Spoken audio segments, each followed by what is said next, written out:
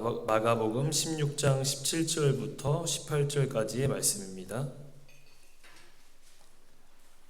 말씀을 봉독해 드리도록 하겠습니다.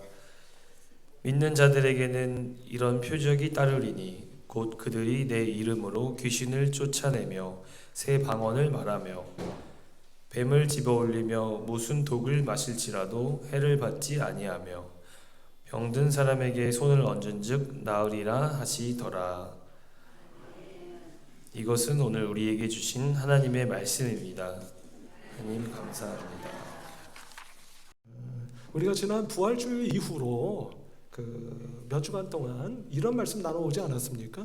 우리가 부활을 믿는다고 하는 것은 예수님이 실제로 부활하셨다고 하는 것을 믿는 것이고, 동시에 그 부활하신 은혜와 능력이 나에게도 임했다고 하는 것을 믿는 것이다, 이런 말씀을 드렸더랬죠. 그래서 지난 주일은 이런 말씀을 덧붙여 말씀을 드렸던 것을 기억하는데요, 이처럼 우리가 예수님의 부활의 은혜와 능력이 나에게 임했다라고 하는 것을 믿는 것은, 바꿔 말하면 부활하신 주님이 내 안에서 항상 살고 계신다, 나와 동행하고 계신다 라고 하는 것을 믿는 겁니다. 이렇게 말씀을 드렸던 기억이 납니다.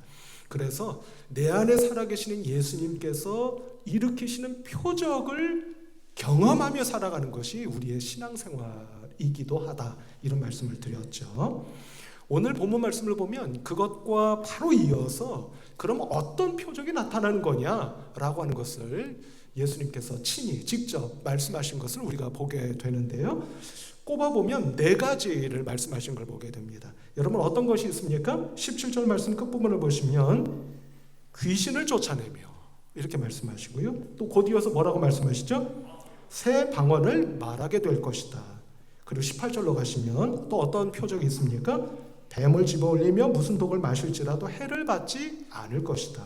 네 번째, 마지막, 병든 사람에게 손을 얹은즉 그가 나을 것이다. 이런 네 가지의 표적의 말씀을 말씀하고 있는 것을 보게 됩니다.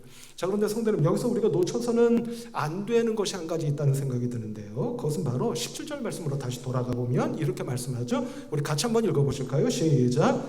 믿는 자들에게는 이런 표적이 따르리니 곧 그들이 내 이름으로 귀신을 쫓아내며 새 방언을 말하며. 아멘. 이렇게 말씀합니다. 근데 이 표적이 일어날 때 말씀입니다. 여러분, 표적이 일어난다는 것은 우리가 상식적으로 생각할 때 어떤 능력이 임하는 거잖아요. 그죠? 능력이 임할 때 표적이 나타나는 거 아니겠습니까? 그러면 그 능력의 진원지는 어디라고 지금 말씀하고 계시는 건지 혹시 여러분들 눈에 띄십니까? 그게 뭐죠? 그게 능력이라는 거예요. 그게 능력. 그래서 그 능력으로 표적이 나타난다는 겁니다. 그 능력의 진원지, 능력의 시발점, 그게 뭡니까? 한번 가만히 보세요. 믿는 자들에게는 이런 표적이 따르리니, 여기까지가 지난 주일까지 우리가 나눴던 말씀입니다. 곧 그들이 내 이름으로 귀신을 쫓아내 새 방언을 말하며, 이렇게 말씀합니다. 자, 이제 드러났죠. 그 능력의 진원지, 그게 능력이라는 거예요. 그게 뭐라는 겁니까? 예수님의 이름이라는 겁니다. 예수님의 이름, 예수님의 이름이 능력이라는 겁니다. 그걸 우리들에게 주께서 친히 직접 말씀하고 계시는 것을 우리가 보게 된다는 것입니다. 생각해보면 지난 주일날 여러분, 우리 사도행전 2장에서 나면서부터 안진뱅이였던 사람을 베드로가 일으켜 세운 기적의 사건을 우리가 잠깐 나누었던 일이 있지 않습니까? 그때 베드로가 뭐라고 말을 했다고 여러분들 알고 계시죠? 지난 주일에도 우리가 그 말씀을 보시지 않았습니까? 뭐라고 말했다고 했죠? 나에게 은과 금은 없으나 내게 있는 것으로 내게 주노니 곧 나사렛 예수 그리스도의 이름으로 일어나 걸어라. 이렇게 명했던 거예요. 그러니까 베드로는 알고 있었던 거죠. 뭐를요? 당신이 지금 일어날 수 있는 그 힘, 그 능력, 그 능력은 어디에서 온다는 걸 알고 있었던 겁니까? 나사렛 예수 그리스도의 이름, 그 이름이 곧 능력임을 알고 있었던 겁니다.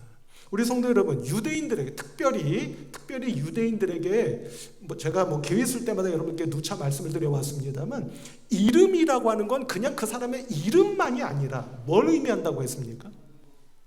그 사람의 존재 자체예요. 그 사람의 존재의 전부입니다. 그럼 여러분 생각해 보세요. 예수 그리스도의 이름 하면 그럼 뭐가 되는 겁니까?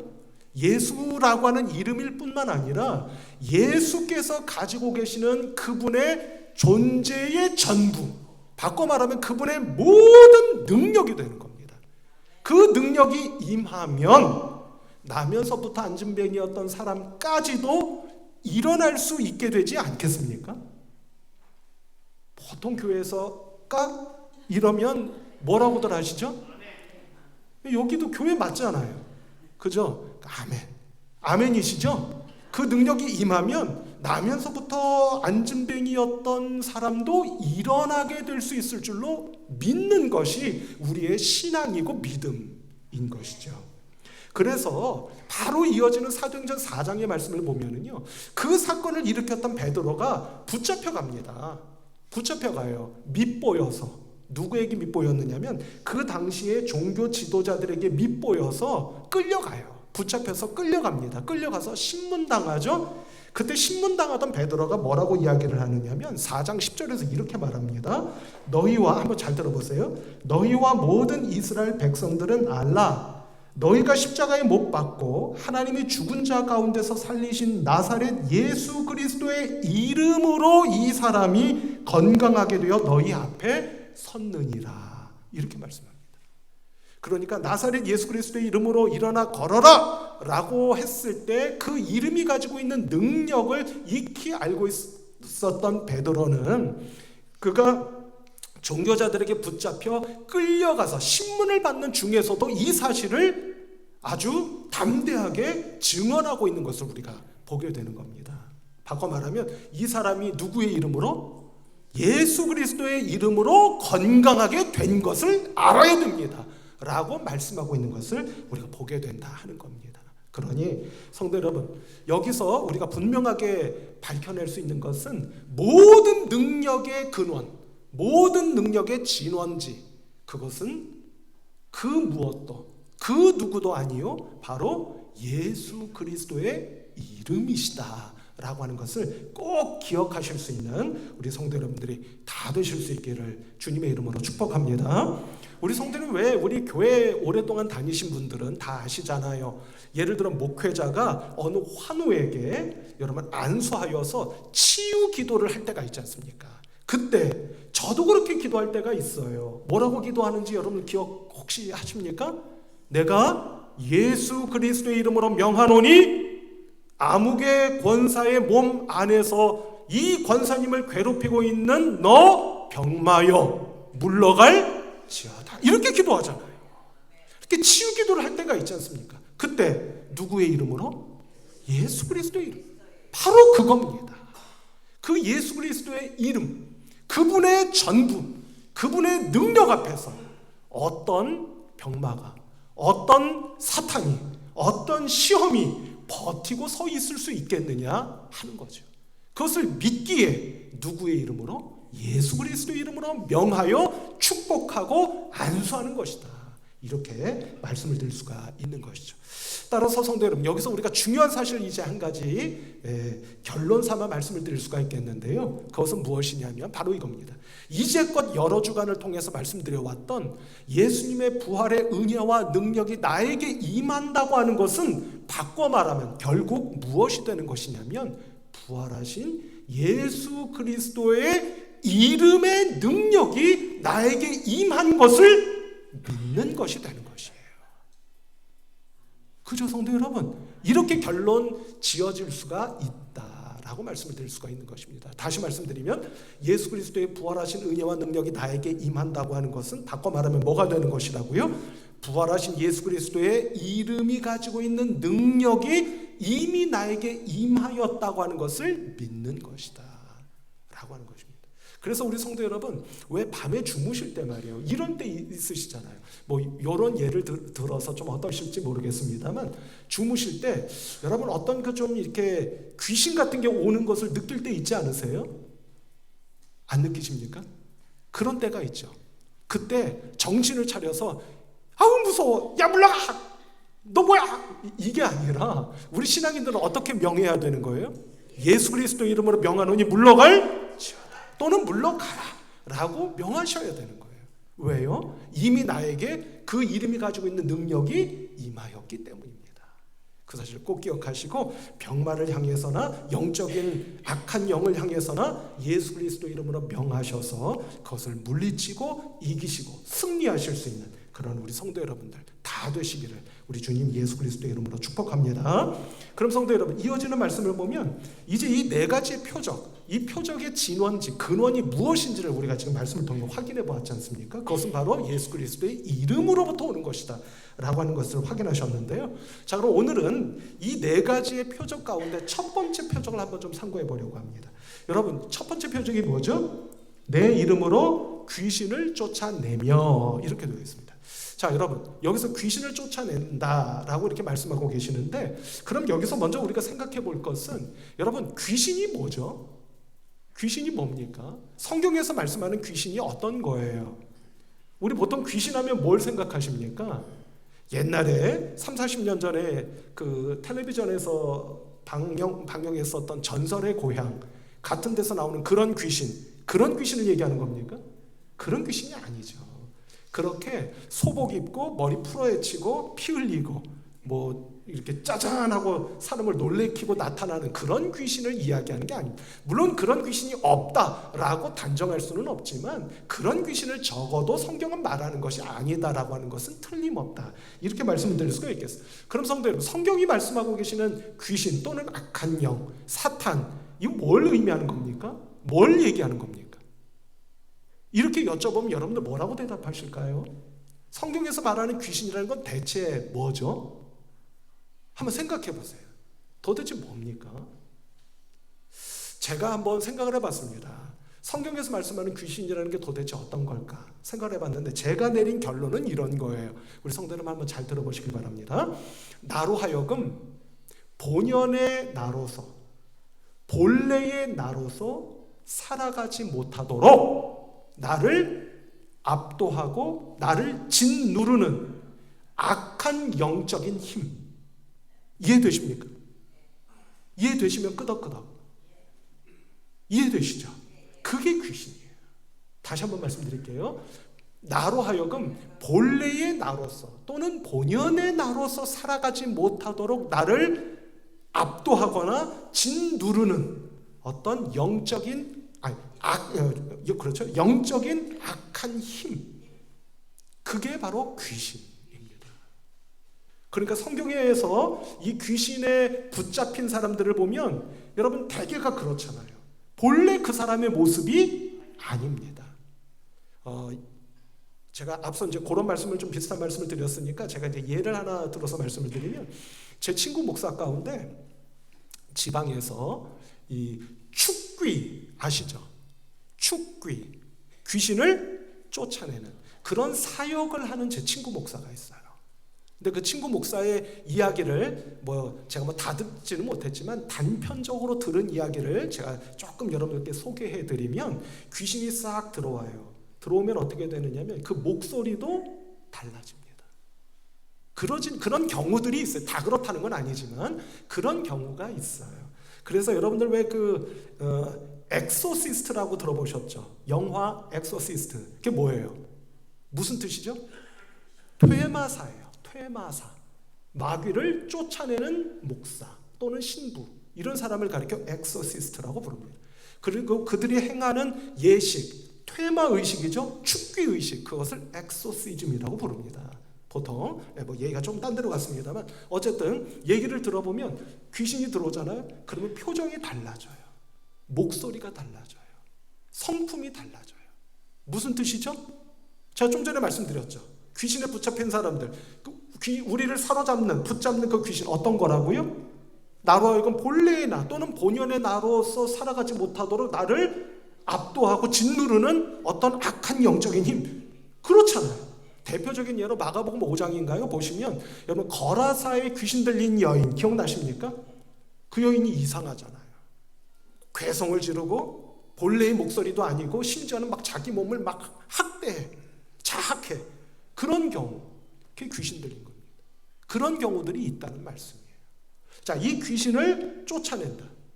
그러니까 나를 사로. 그러니까 여러분, 내가 귀신을 봤냐 안 봤냐 이런 문제가 아니잖아요. 그죠? 내가 그렇게 보면 여러분, 우리 안에도 얼마든지 귀신이 있을 수 있습니까? 없습니까?